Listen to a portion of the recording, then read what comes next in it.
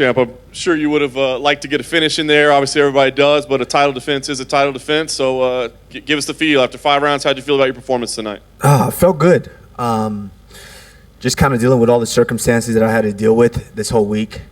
I think in the last 3 days, I slept maybe 10 hours, if that. And then, of course, dealing with the heat. And then, of course, having the weight cut and things like that. It was a very, very challenging week for me mentally. Like, I can't even tell you guys what the last 24 hours was like mentally. And then, of course, with a guy, with a dog like Jorge Masvidal, it was very challenging. But, you know, these are what champions are made of. You have to rise to the occasion and take care of business, and that's what I did tonight. Were there moments, before the fight was made or as it was being made that you thought, this isn't worth it? Like, I'm a totally different guy. Did you ever think, let's just not fight this weekend? No,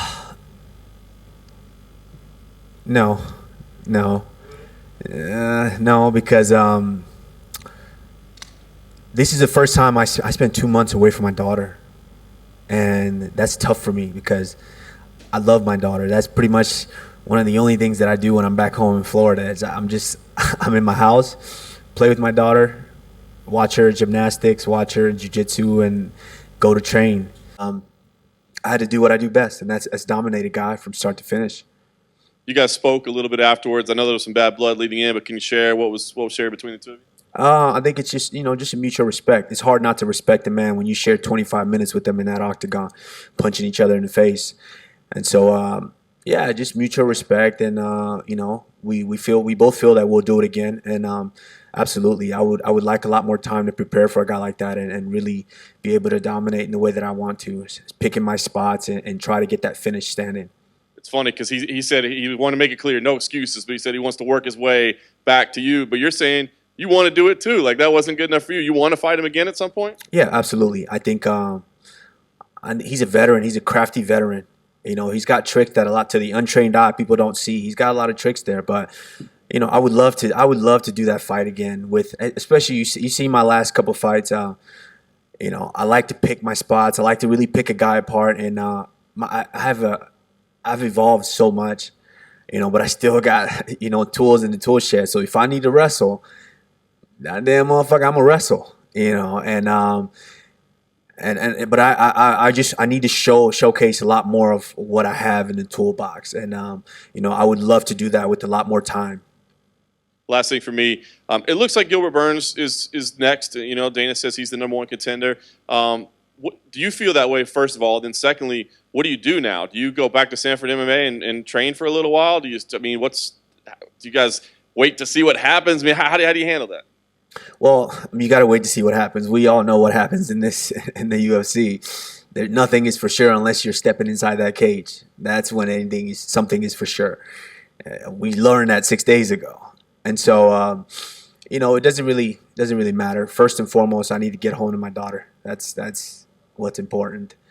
I need to sit on my couch, eat some Thai food, and watch some Netflix with her, and then watch a couple of gymnastics training and a couple of jiu-jitsu practices, and then we'll start thinking about fighting somebody again. That's the one thing in this division. There's no shortage of contenders. Leon Edwards is there.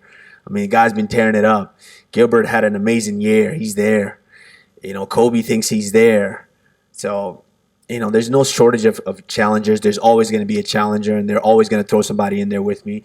And whatever the company feels like they want to throw in there, that's my job as a champion, is go out there and dominate him like I just did.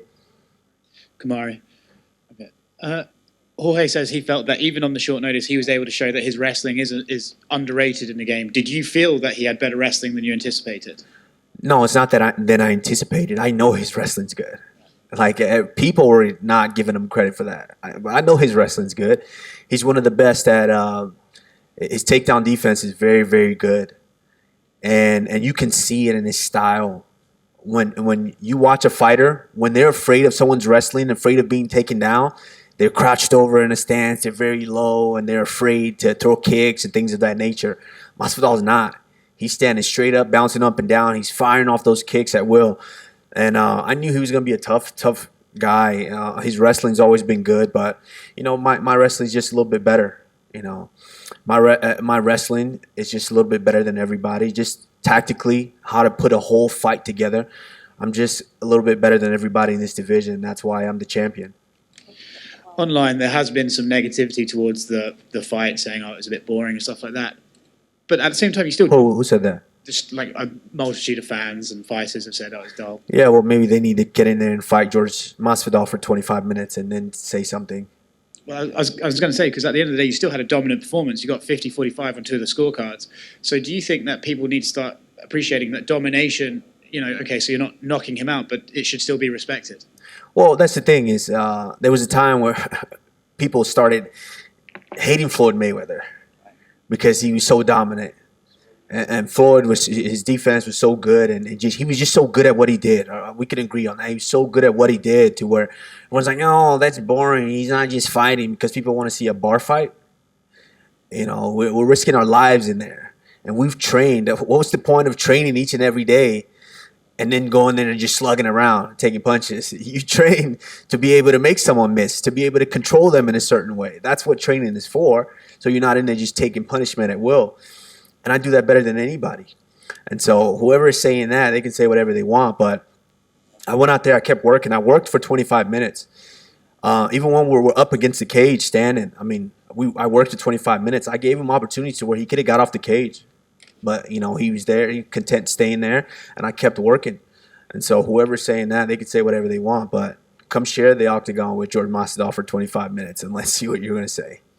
He said back here that when he was in the cage with you, he said, "We don't need the bad blood to promote the next fight. We don't need to do that. We don't need to teach the younger fighters that that's what they have to do to get money and promote fights." Do you agree with him? Absolutely, and that's what I was saying. You know, leading up, I talked a little bit about this.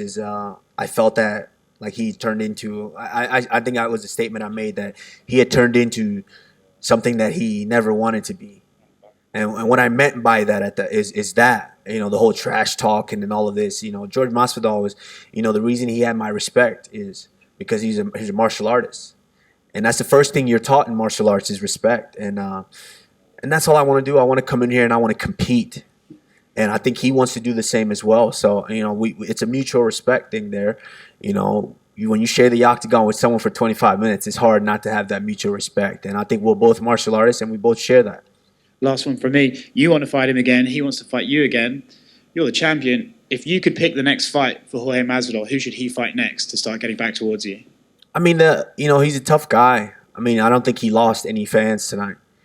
You know, I think it just showed that he's still, you know, a little bit behind in just what it takes as far as me to being able to dominate a fight. But, you know, he's still very, very dangerous. He can fight anybody. He can fight. Of course, I think a lot of people want to see him fight the guy that I fought last, Kobe. I think a lot of people would be interested in watching that match. I know I would. And so it doesn't matter. You know, I sit at the top, and whoever they throw at me, I'll go out there and defend against. But, you know, he has options. You fought both of them. Who wins that fight, Colby or Masvidal? See, that's a tricky thing. Styles make fights. They know each other. They train with one another. I'm interested to see that fight. Sharing the octagon with both men. I know they're both tough in different ways, and I think Masvidal has evolved a little bit. And that's one thing that I didn't think I gave him credit for is how much he's evolved and how much he's changed. And I think you know that's an intriguing fight. Honestly, I can't pick a winner. Congratulations on getting that shmoney, champ. Thank you. The other day you talked about getting that win today, as you predicted, you would tie GSP for that record. He's universally looked at as the greatest welterweight of all time to a lot of people. What's it going to take for you to be known as the greatest welterweight of all time? I mean, just continue to do what I've been doing, and that's dominating opponents and winning, and that's how George got there. You know, if a lot of people, MMA fans, really look at what George did towards the latter part of his career, they looked a lot like that. You know, dominate a guy, take them down, just beat them up, and you know, utilize each and every aspect of the martial arts, mixed martial arts, and I think I'm on the same track. And so, yeah, we're both tied for most consecutive wins, and you know, that's a fight that I look at and I love and I want a fight like that to be able to train and showcase all my skills and have him showcase his skills. I think that's a crazy fight. It's a huge fight, and I think a lot of people would want to see it. There was a lot of bad blood leading up to this with Jorge Masvidal. Beginning of the year, leading up to the Super Bowl, you guys had the incident, everything like that. Obviously, no bout agreements were signed, but in your heart, you always kind of knew that you were facing this guy. So how much training did you actually have preparing for him as your opponent before you knew it would be Gilbert Burns? No more than about 2-3 weeks in a row because when originally they were talking about doing this fight, and that was April. I'm like, okay, I'll step in. We'll take him on. And that was at the point where I said I would take the fight on, I think almost 2 weeks, maybe 10 days, 2 weeks notice. I said I would take the fight. And so I started training for that maybe about 7-8 days. And unfortunately, they couldn't come to terms on his side. And so that fight got scrammed. And then there was a possibility, there was some talks of maybe doing it in May. And so I got about 4 days of dieting and getting back, training for him mentally. And then unfortunately that fell apart again. And so I haven't really had extensive time to really train for him. But I would love to see how that works out, giving me 6 weeks to mentally hone in, study film, break him down, and just pick my spots and just use more tools. You switched camps because you didn't want to fight your teammate, obviously so. Now, do you think after that fight you would go between two different camps, or you'd have to make the decision and pick one? Well, I mean, I had a great time working with Trevor. Trevor's an amazing coach, and of course, I still got my jiu-jitsu coach, George Santiago. You know, we did great work. We've always done great work, and we're going to continue to do great work. Congrats, champ. Thank you. Good. Kamaru, I'm not sure you know, but someone placed 200,000 bets on Masvidal to win tonight. What would you say to the person that placed that bet on Masvidal to win tonight? Whoops. Whoops.